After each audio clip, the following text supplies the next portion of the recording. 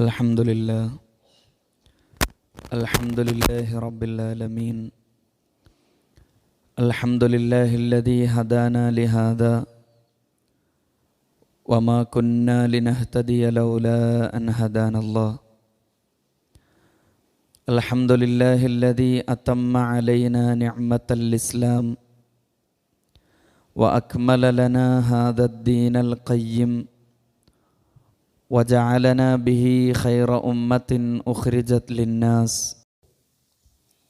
ചിലപ്പോഴൊക്കെ നമ്മളുടെയൊക്കെ ജീവിതം കുറേ മുമ്പോട്ട് പോകുമ്പോൾ നമ്മൾ ആഗ്രഹിക്കാറുണ്ട്, എൻ്റെ ആ പഴയ കാലം ഒന്ന് തിരിച്ചു കിട്ടിയിരുന്നെങ്കിൽ എത്ര നന്നായിരുന്നുവെന്ന്.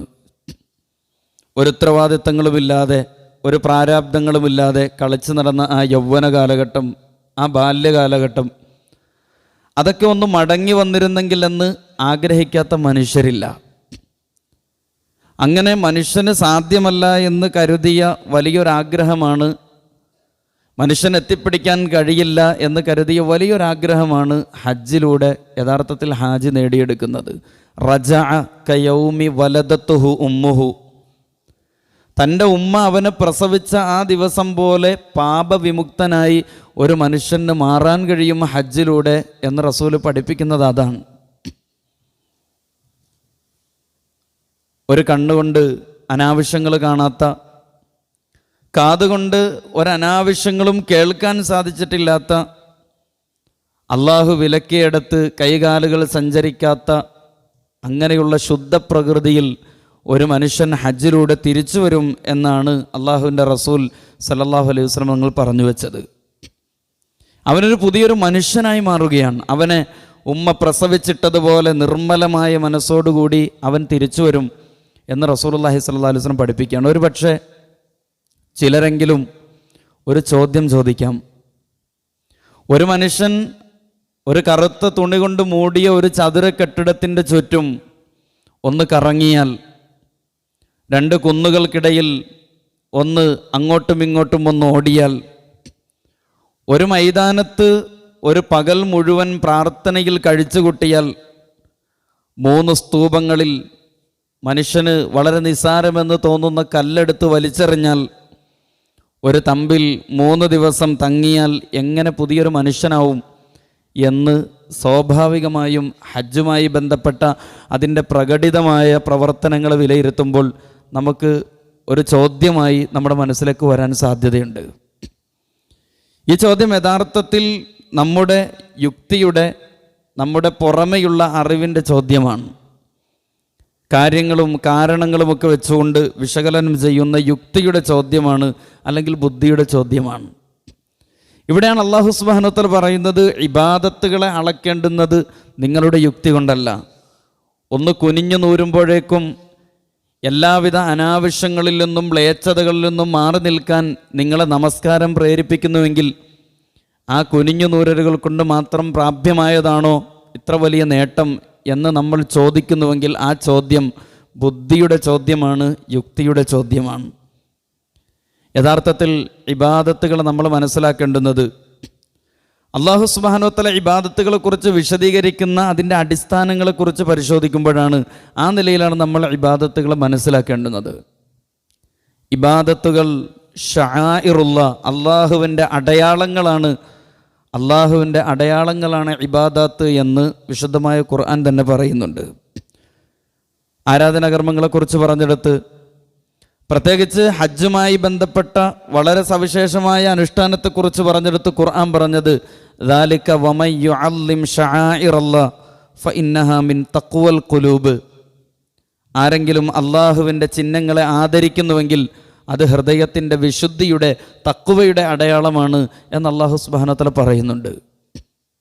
ഒരാൾ നമസ്കരിക്കാൻ വേണ്ടി കൈകെട്ടി റുകൂഉം സുജൂദും ചെയ്താൽ അയാളുടെ സ്വഭാവം നന്നാകുമോ? രാവിലെ മുതൽ വൈകുന്നേരം വരെ ഒരാൾ അന്നപാനീയങ്ങൾ ഉപേക്ഷിച്ച് അങ്ങനെ കഴിഞ്ഞുകൂടിയാൽ അയാളുടെ ജീവിതത്തിൽ തഖ്വയുണ്ടാവുമോ? ഇതേ ചോദ്യമാണ് ഒരാൾ കഅബയുടെ ചുറ്റും തവാഫ് ചെയ്താൽ,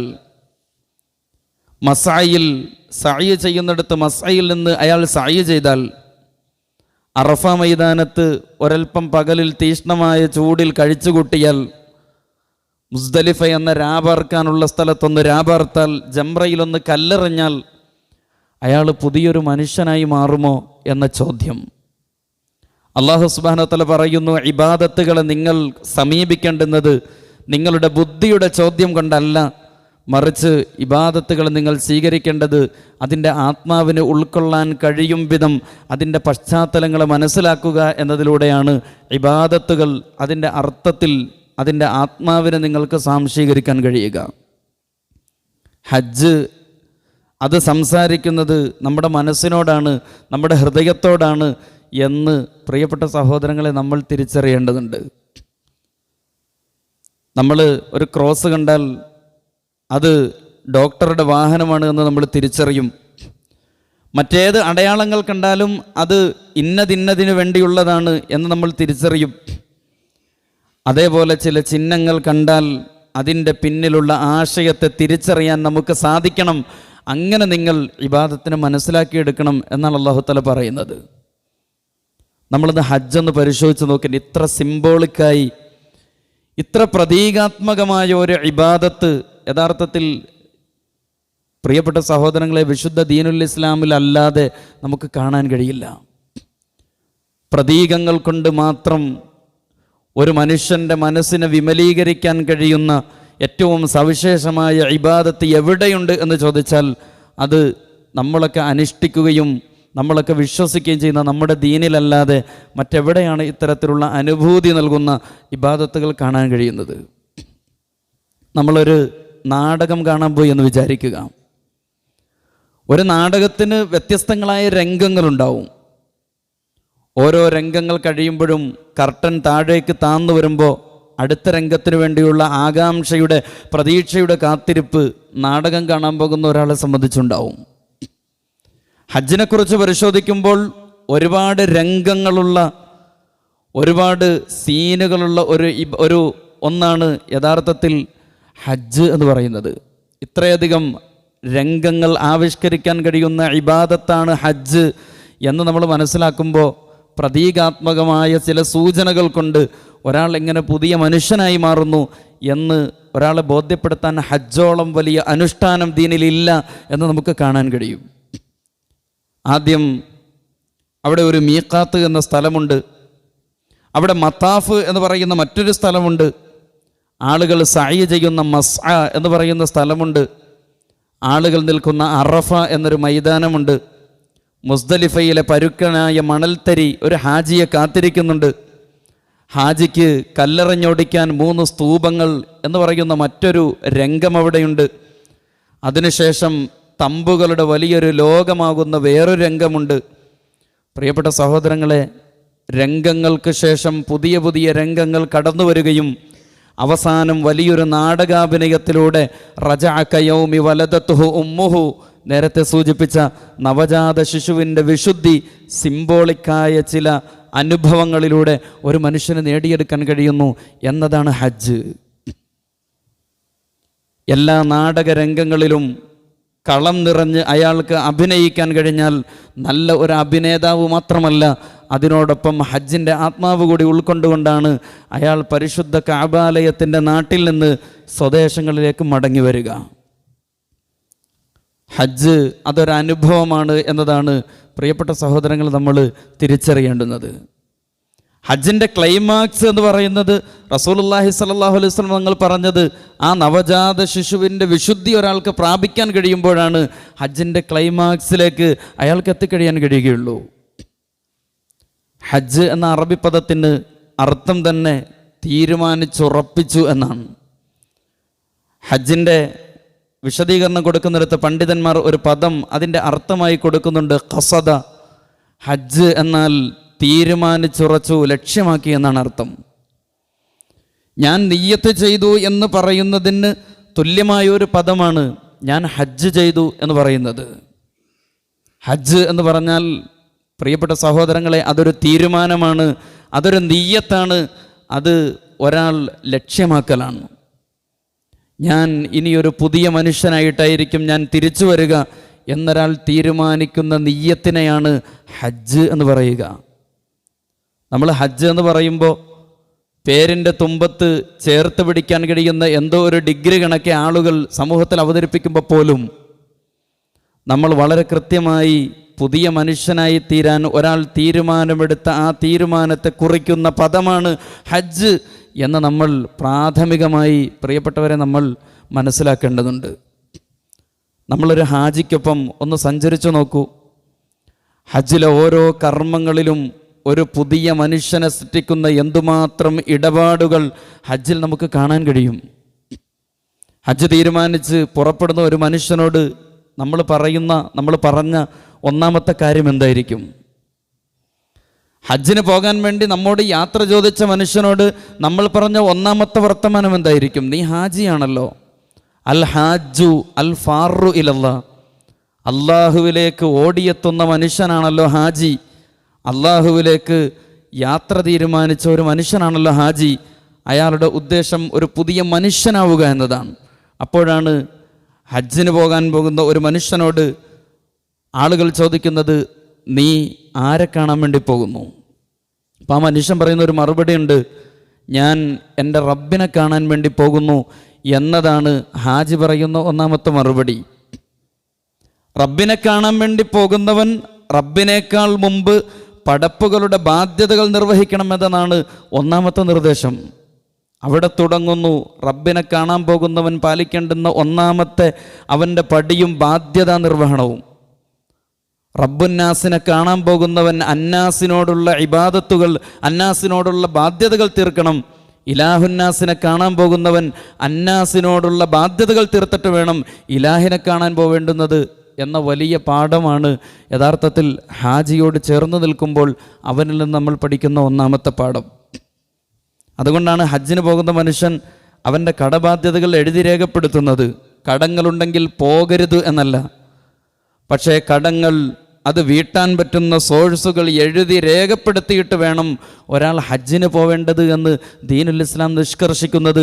ആ മനുഷ്യൻ ഇനി മടങ്ങി വരില്ല. റബ്ബിലേക്ക് പോയ മനുഷ്യൻ മടങ്ങി വരണമെന്ന് തീരുമാനിക്കുന്നത് റബ്ബാണ് എന്നതുകൊണ്ട് അവൻ്റെ ബാധ്യതകൾ അത് കൃത്യമായി രേഖപ്പെടുത്തി വേണം പോവാൻ.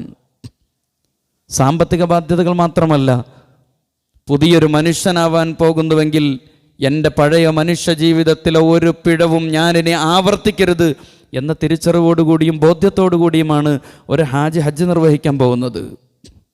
ഒരബദ്ധങ്ങളും ഞാനിനി ആവർത്തിക്കാൻ പാടില്ല. അതുകൊണ്ട് തന്നെ ആളുകളുമായുള്ള എൻ്റെ ബന്ധം, സൃഷ്ടികളുമായുള്ള എൻ്റെ ബന്ധം അത് സുദൃഢമായിരിക്കണം, അത് മനോഹരമായിരിക്കണം. നമ്മൾ യാത്ര പറയാറുണ്ട് ഓരോരുത്തരോടും. നമ്മൾ യാത്ര പറയുമ്പോൾ പിണക്കങ്ങൾ തീർത്തിട്ടാണ് സാധാരണഗതിയിൽ നമ്മൾ യാത്രയ്ക്ക് പോകാറുള്ളത്. അള്ളാഹുവിൻ്റെ ദീൻ പറയുന്നു, ഹജ്ജിന് പോകുന്ന മനുഷ്യൻ പൈസ മാത്രമേ നിങ്ങൾ ബാഗിലിട്ട് സൂക്ഷിക്കേണ്ടതുള്ളൂ. നിങ്ങളുടെ പിണക്കങ്ങളും നിങ്ങളുടെ വിദ്വേഷങ്ങളും അതൊക്കെ ബാഗിൽ നിന്ന് വെളിയിലെടുത്ത് വെച്ചിട്ട് വേണം നിങ്ങൾ പോവാൻ. ഹാജിമാരുടെ കയ്യിലുള്ള ബാഗ് അത് സാദിൻ്റെ ബാഗായിരിക്കണം. ഒരിക്കലും അത് അധികപ്പറ്റുകളും ആളുകളോടുള്ള വൈരാഗ്യവും പിണക്കങ്ങളും ശത്രുതാ മനോഭാവവും ബാഗിലിട്ട് സൂക്ഷിച്ചുകൊണ്ടല്ല പോവേണ്ടുന്നത്. അതുകൊണ്ടാണല്ലോ ഹജ്ജിന് പോകുന്നവർ ആദ്യമായി പടപ്പുകളോട്, സൃഷ്ടികളോട് എഴുന്നേറ്റ് നിന്ന് അനുവാദം ചോദിക്കുന്നത്. അള്ളാഹുവിൻ്റെ റസൂൽ സല്ലല്ലാഹു അലൈഹി വസല്ലം നിങ്ങൾ പറഞ്ഞു, പിണക്കങ്ങൾ തീർത്ത് ഇണങ്ങിയാണ് ഒരാൾ ഹജ്ജിന് പുറപ്പെടേണ്ടുന്നത്. പുതിയ മനുഷ്യനാവാൻ പോകുന്നവൻ്റെ ഉള്ളിൽ പഴയ അഴുക്കുകൾ ഉണ്ടാവാൻ പാടില്ല എന്നതാണ് ദീനിൻ്റെ നിർദ്ദേശം. ലാ യഹില്ലു ലി മുസ്ലിമിൻ അൻ യഹ്ജുറ അഖാഹു ഫൗക സലാസിൻ യൽതഖിയാനി വഖൈറുഹും അല്ലദീ യബ്ദഉ ബിസ്സലാം. ഒരു വിശ്വാസി 3 ദിവസത്തിൽ കൂടുതൽ പരസ്പരം മിണ്ടാതിരിക്കരുത് എന്ന് ഹബീബായ റസൂലുള്ളാഹി സ്വല്ലല്ലാഹു അലൈഹി വസല്ലം പറഞ്ഞിട്ട് അവിടുന്ന് പറഞ്ഞത് വഖൈറുഹും അല്ലദീ യബ്ദഉ ബിസ്സലാം. പിണങ്ങിക്കഴിയുന്ന 2 പേർക്കിടയിൽ ആദ്യം സലാം പറയുന്നവനാണ് അവരിൽ ഏറ്റവും ഉത്തമൻ എന്ന് റസൂൽ പഠിപ്പിക്കുന്ന അതുകൊണ്ടാണ്. അങ്ങനെ പിണക്കം തീർക്കും, കടങ്ങൾ എഴുതി വയ്ക്കും, കടം വീട്ടാനുള്ള സോഴ്സുകൾ ബോധ്യപ്പെടുത്തും. ചില പണ്ഡിതർ പറയുന്നു, വസിയ്യത്തുകൾ കൂടി എഴുതി വച്ചിട്ട് വേണം ഹാജി കഅബാലയത്തിൻ്റെ നാട്ടിലേക്ക് യാത്ര ചെയ്യാൻ. ഒരിക്കലും മടങ്ങി വരുമെന്ന് തീർപ്പില്ലാത്തവൻ എന്താണോ ചെയ്യേണ്ടത് അതൊക്കെ അയാൾ ചെയ്യണം. മടങ്ങി വരുമെന്ന് തീർപ്പില്ലാത്തവൻ പോകുമ്പോൾ അവൻ്റെ അവസാനത്തെ അഭിലാഷവും എഴുതി വെക്കണമെന്നതുകൊണ്ട് വസിയത്ത് കൂടി രേഖപ്പെടുത്താൻ ഹാജി മറക്കല്ലേ എന്ന് പണ്ഡിതന്മാർ വളരെ കൃത്യമായി പ്രിയപ്പെട്ട സഹോദരങ്ങളെ പണ്ഡിതന്മാർ ഓർമ്മപ്പെടുത്തുകയാണ്. ഹജ്ജിൻ്റെ ഒന്നാമത്തെ ആ രംഗമൊന്ന് ആലോചിച്ച് നോക്കൂ. മീഖാത്തിൽ നിന്നാണ്. എന്താണ് മീഖാത്ത്? മീഖാത്ത് എന്നാൽ നിശ്ചയിക്കപ്പെട്ട സ്ഥലം, നിശ്ചയിക്കപ്പെട്ട സമയം എന്നാണ് മീഖാത്തിൻ്റെ അർത്ഥം. മീഖാത്തിൽ വെച്ച് ചില പ്രസക്തമായ നിർദ്ദേശങ്ങൾ ഹാജിക്ക് ലഭിക്കുന്നുണ്ട്. ഇഹ്റാം കെട്ടിയതിന് ശേഷം അവനോട് പറയുന്നത് നീ ഒന്ന് കുളിച്ച് വൃത്തിയാകൂ എന്നാണ്. നിന്റെ ശരീരത്തിലെ നഖങ്ങളൊക്കെ അത് വളർന്നിരിക്കുന്നുവെങ്കിൽ അതൊക്കെ വെട്ടി വളരെ കൃത്യമായി അത് വെടിപ്പാക്കി അതൊന്ന് ക്ലീൻ ചെയ്യണം. നീ ഒരു പുതിയ മനുഷ്യനാവാൻ പോകുന്ന സന്ദർഭത്തിൽ അഴുക്കുണ്ടായിരുന്ന നിന്റെ ശരീരത്തിലെ ഒരു രോമകൂപങ്ങളും ഒരു തരത്തിലുള്ള അവശിഷ്ടങ്ങളും അഴുക്കിൻ്റെ അംശം പോലും നിന്റെ ശരീരത്തിൽ ഉണ്ടാവാൻ പാടില്ല. അങ്ങനെ നഖങ്ങൾ വെട്ടി രോമങ്ങൾ നീക്കേണ്ടതൊക്കെ നീക്കി കുളിച്ച് വൃത്തിയായി നീ ഹജ്ജിന് തയ്യാറെടുക്കണം. രണ്ടാമത്തെ നിർദ്ദേശം വന്നു കഴിഞ്ഞു. നീ നിന്റെ വസ്ത്രം മാറ്റണം. വിലപിടിച്ച ആഭിജാത്യത്തിൻ്റെയും പ്രതാപത്തിൻ്റെയും സമ്പത്തിൻ്റെയും വസ്ത്രം നീ ധരിച്ചിരുന്നു, അത് നീ മാറ്റിവെക്കണം. നീ പുരുഷനാണെങ്കിൽ 2 കഷ്ണം തുണി, അതൊരിക്കലും തുന്നലുള്ള വസ്ത്രമാവാൻ പാടില്ല. സ്ത്രീയാണെങ്കിൽ അലങ്കാരങ്ങളില്ലാത്ത, ചമയങ്ങളില്ലാത്ത വെള്ള വസ്ത്രം ധരിക്കണം. ചമയങ്ങളില്ലാത്ത, അലങ്കാരമില്ലാത്ത, ആർഭാടങ്ങളില്ലാത്ത വസ്ത്രം ധരിക്കണം. ഇഹ്റാമിൻ്റെ വസ്ത്രം. എന്തിനാണ് വസ്ത്രം മാറാൻ പറഞ്ഞത്? നേരത്തെ പറഞ്ഞു ഹജ്ജ് എന്നതൊരു സിംബോളിക്കായ അനുഭവമാണ് എങ്കിൽ വസ്ത്രം അതൊരു സിമ്പലാണ്. വസ്ത്രം എന്ന് പറയുന്നത് ഒരാളുടെ താല്പര്യത്തിൻ്റെ കൂടി അടയാളമാണ്.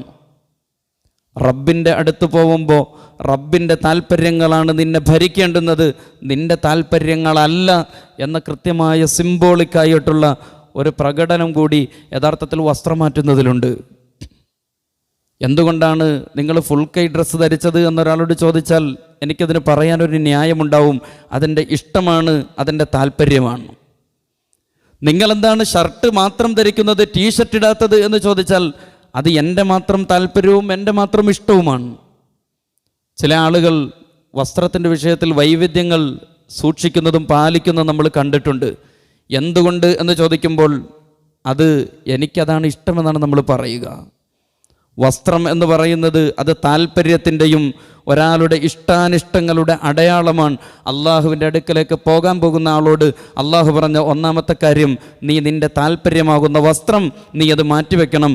നിൻ്റെ താല്പര്യങ്ങൾ ഊരിവെച്ചുകൊണ്ട് എൻ്റെ അടുത്ത് വരേണ്ടതുള്ളൂ.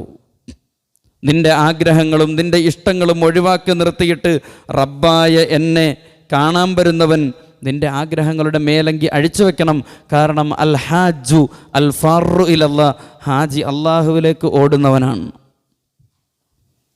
ലാ യുഅ്മിനു അഹദുക്കും ഹത്താ യകൂന ഹവാഹു തബഅൻ ലിമാ ജിഅ്തു ബിഹി.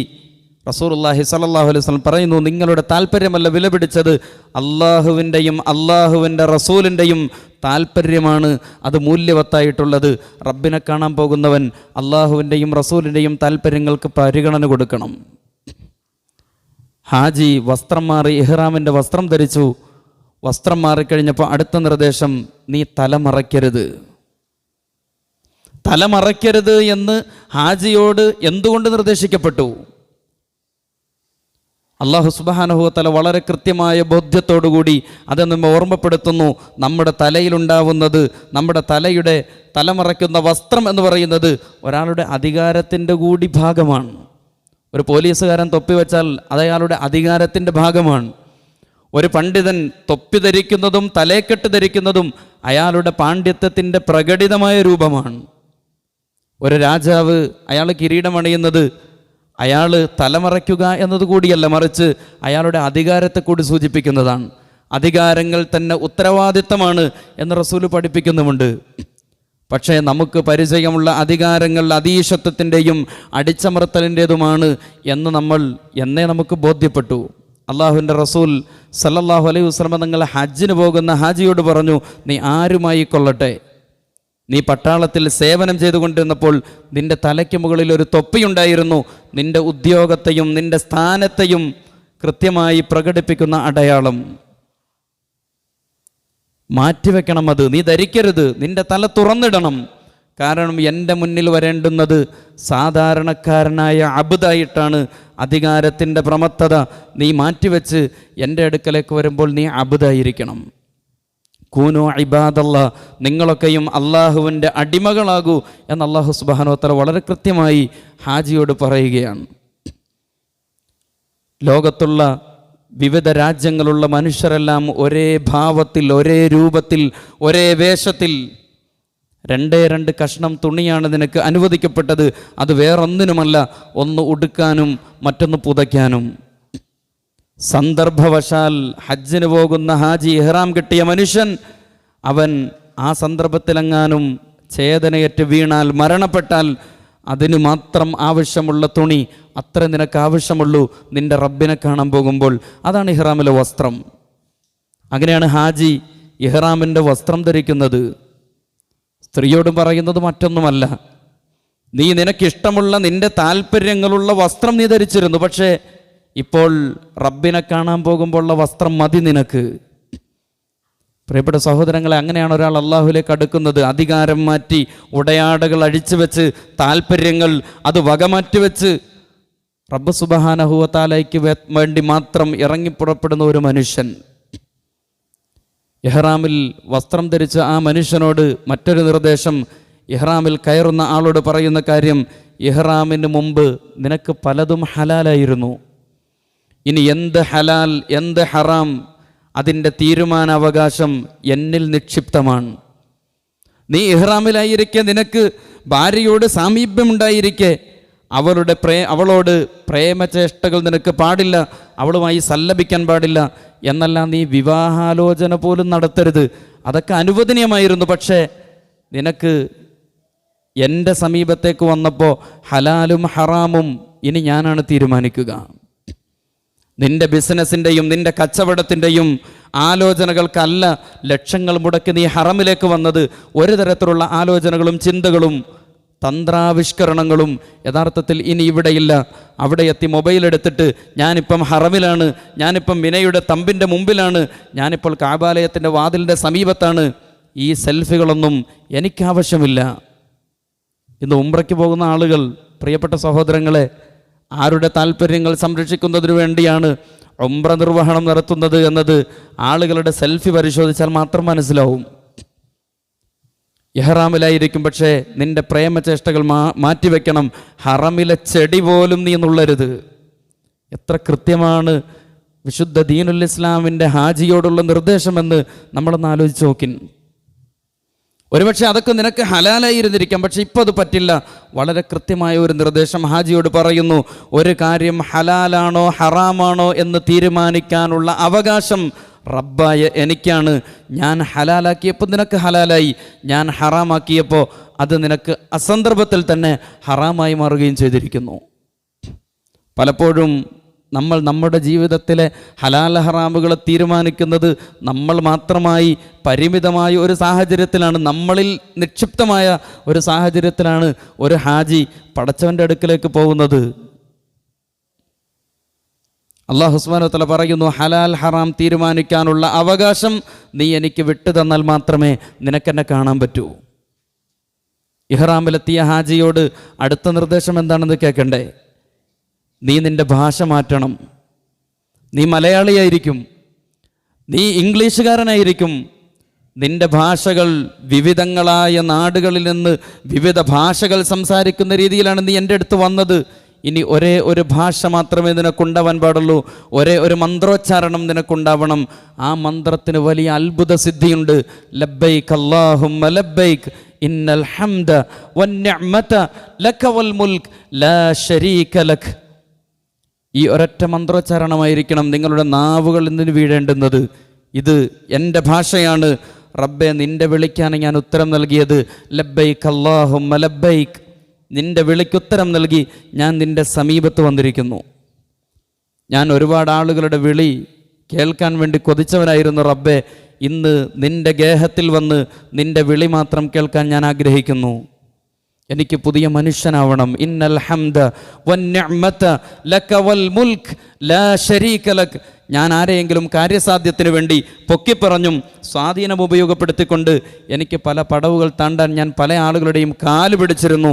ഇന്നൽ ഹംദ, എല്ലാ സ്തുതികളും, വന്നിഅ്മത, എല്ലാ അനുഗ്രഹങ്ങളുടെയും ആധിപത്യം, ലക, പടച്ചവനെ നിനക്കാണ്, ലാ ശരീക ലക്, ഒരു പങ്കാളിയും, നീ തന്ന അനുഗ്രഹങ്ങളിൽ ഒരു പങ്കാളിയും എനിക്കില്ല റബ്ബേ.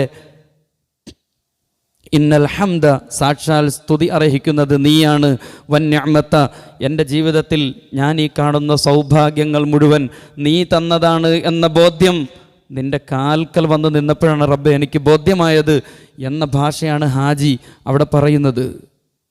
ഇന്നൽ ഹംദ വന്നിഅ്മത ലക വൽ മുൽക്ക്, നീ തന്നതാണ് എനിക്ക് കിട്ടിയിട്ടുള്ളത്, നിൻ്റേതല്ലാത്ത ഒന്നും എൻ്റെ പക്കലില്ല എന്ന ബോധ്യത്തോടുകൂടി ഒരു ഹാജി പടച്ചതമ്പുരാൻ്റെ കാൽ കീഴിൽ നിൽക്കുന്ന ഒരു രംഗം പ്രിയപ്പെട്ട സഹോദരങ്ങൾ നമ്മളൊന്ന് ആലോചിച്ച് നോക്കി. ഹജ്ജ് സിംബോളിക്കാണ് എന്ന് പറയുമ്പോഴും ഒരു ഹാജി അനുഭവിക്കുന്ന ആ അനുഭവത്തെക്കുറിച്ച് നമ്മളൊന്ന് വളരെ കൃത്യമായി ആ ഇബാദത്തിൻ്റെ ആത്മാവിനെ നമ്മളൊന്ന് മനസ്സിലാക്കാൻ ശ്രമിച്ചാൽ, ലഖവൽ മുൽക്ക്, ആധിപത്യം നിനക്കാണ്. ഞാൻ ഈ ഹറമിലേക്ക്, മീഖാത്തിലേക്ക് വരുന്നതിന് മുമ്പ് എനിക്കൊരുപാട് അധികാരങ്ങളുണ്ടായിരുന്നു. അങ്ങനെയാണ് എനിക്ക് കീഴിലുള്ള ആളുകളെ ഞാൻ അടയ്ക്കുവാണത്. തെറ്റായിപ്പോയി റബ്ബേ. ലഖവൽ മുൽക്ക്, അതെൻ്റെ അമാനത്തായിരുന്നു. ഞാൻ നിന്നെ കാണാൻ വരുമ്പോൾ ഞാൻ സമ്മതിച്ചു തരുന്നു. ലാ ശരീക ലക്, നിനക്ക് ഞാൻ ഉത്തരം നൽകുന്നു. ഞാൻ നിൻ്റെ മുമ്പിൽ എല്ലാം സമർപ്പിക്കുന്നു. വിളിച്ചത് 4500 വർഷങ്ങൾക്ക് മുമ്പ് ഒരു പ്രവാചകനാണ്. വഅദ്ദിൻ ഫിന്നാസി ബിൽ ഹജ്ജി യതൂക റിജാലൻ വഅലാ കുല്ലി ളാമിരി യതീന മിൻ കുല്ലി ഫജ്ജിൻ അമീഖ്, എല്ലാ ഊടുവഴികളിൽ നിന്നും ആളുകൾ എത്തിക്കോളും ഇബ്രാഹിം, താങ്കൾ വിളിച്ചാൽ മതി. ഇബ്രാഹിം നബി അലൈഹിസ്സലാത്തു വസ്സലാം വിളംബരം ചെയ്തതാണ്.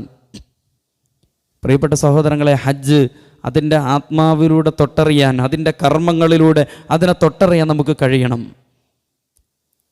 ഹജ്ജിന് പോവാത്ത നമ്മെ സംബന്ധിച്ചിടത്തോളം നമ്മുടെ ഇബാദത്തുകൾ ആ നിലയിൽ ഉള്ളു തൊട്ടുള്ള ഇബാദത്തുകളാക്കി മാറ്റാൻ, കുനിഞ്ഞ് നിവരുന്നതോടുകൂടി, അങ്ങനെ എഴുന്നേറ്റ് നിൽക്കുന്നതോടുകൂടി, വീണ്ടും കുനിയുന്നതോടുകൂടി ഒരു മനുഷ്യനിൽ സംഭവിക്കുന്ന മാറ്റം അത് തഖ്വയുടേതാണ് എങ്കിൽ ഓരോ ചലന നിശ്ചലനങ്ങളിലും നാം തൊട്ടറിയേണ്ടുന്ന ഇബാദത്തുകളുടെ ആത്മാവുണ്ട്. ആ ആത്മാവിനെ ഉൾക്കൊണ്ട് വേണം ഇബാദത്തുകളെ നാം മനസ്സിലാക്കുവാനും അനുഷ്ഠിക്കുവാനും. റബ്ബ് സുബ്ഹാനഹു വ തആല നമ്മുടെ ഇബാദത്തുകൾ അതിൻ്റെ ആത്മാവ് തൊട്ടറിഞ്ഞ ഇബാദത്തുകളാക്കി അല്ലാഹു സുബ്ഹാനഹു വ തആല കബൂലാക്കുമാറാവട്ടെ. നമ്മുടെ നാട്ടിൽ നിന്നും ഹജ്ജിനായി പുറപ്പെടുന്ന ഒരുപാട് സഹോദരങ്ങളുണ്ട്. റബ്ബ് സുബ്ഹാനഹു വ തആല അവരുടെ എല്ലാം ഹജ്ജ് ഉംറയും മഖ്ബൂലും മബ്റൂറുമായ പടച്ചവൻ്റെ മുമ്പിൽ സ്വീകാര്യമായ ഹജ്ജാക്കി അള്ളാഹു കബൂലാക്കുമാറാവട്ടെ. പരിശുദ്ധമായ ആ നാട്ടിലേക്ക് ഏറ്റവും കൊതിയോടുകൂടി, ആഗ്രഹത്തോടുകൂടി പുതിയൊരു മനുഷ്യനാകാൻ തീരുമാനമെടുത്തുറച്ച് പരിശുദ്ധ ഹജ്ജ് കർമ്മം നിർവഹിക്കാൻ റബ്ബ് സുബ്ഹാനഹു വ തആല നമുക്കും മഹാസൗഭാഗ്യം നൽകി അനുഗ്രഹിക്കുമാറാവട്ടെ. അഖൂലു ഖൗലി ഹാദാ അസ്തഗ്ഫിറുല്ലാഹൽ അലീം ലി വലക്കും വസ്തഗ്ഫിറു ഇന്നഹു ഹുവൽ ഗഫൂറുർ റഹീം വൽഹംദുലില്ലാഹി റബ്ബിൽ ആലമീൻ.